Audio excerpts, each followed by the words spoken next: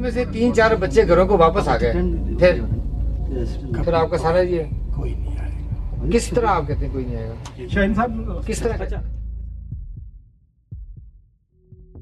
एक आदमी जो खुद चलकर पुलिस वालों के पास जाता है और कहता है कि मैंने 100 बच्चों का कत्ल किया।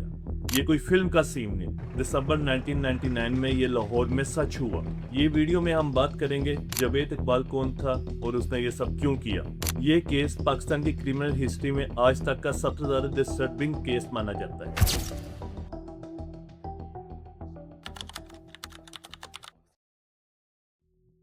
जावेद इकबाल मुगल 1961 में लाहौर की वेल नोन बिजनेस फैमिली में पैदा हुआ। उसका अपना स्ट्रीट रिकास्टिंग का बिजनेस था और वो सादबाग में खरीदे अपने वालिद के एक विला के अंदर रहता था। लेकिन इस नॉर्मल से जिंदगी के पीछे एक दूसरा चेहरा छुपा हुआ था। 1985 और 1990 में उसके ऊपर सेक्शन 377 के इल्जामात लगे, लेकिन वो हर दफा सजा से बचता गया। इकबाल का दावा था कि उसने पुलिस से बदला लेने के लिए ये सब कुछ किया, कि उन्होंने उसे झूठे केस में फंसाया और तशद्दुद किया। उसने अपनी डायरी में लिखा कि इस बदनामी से उसकी माँ इतनी दुखी हुई कि उनकी सेहत बिगड़ गई और वो चाहता था कि उसकी वजह से 100 और माएं भी रोएं।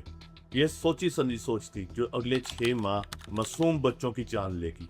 इकबाल का टारगेट था स्ट्रीट चिल्ड्रंस, वो बच्चे जो बात कर आए, ज्यादातर मनारे पाकिस्तान से गायब हुए, जिन्हें वो खाने या पहनने का लालच देकर अपने घर ले जाता था। उसके बाद वो उन्हें जिनसी तशद्दुद का निशाना बनाता, गला खोलकर तशद्दुद करता और लाश के टुकड़े करके हाइड्रोलिक एसिड के अंदर डुबा देता ताकि कोई सबूत ना बचे।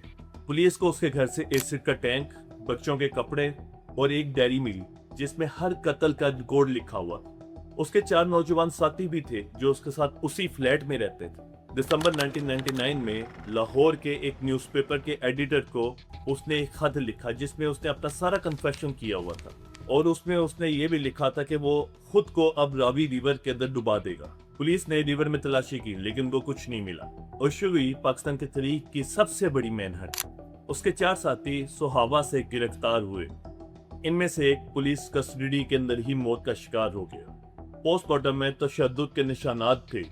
आखिरकार जावेद इकबाल न्यूज़पेपर ऑफिस आके सरेंडर कर देता है, इस डर से कि पुलिस उसे पकड़ कर मारेगी। ट्रायल सिर्फ 2 महीनों के अंदर ही निपटा दिया जाता है।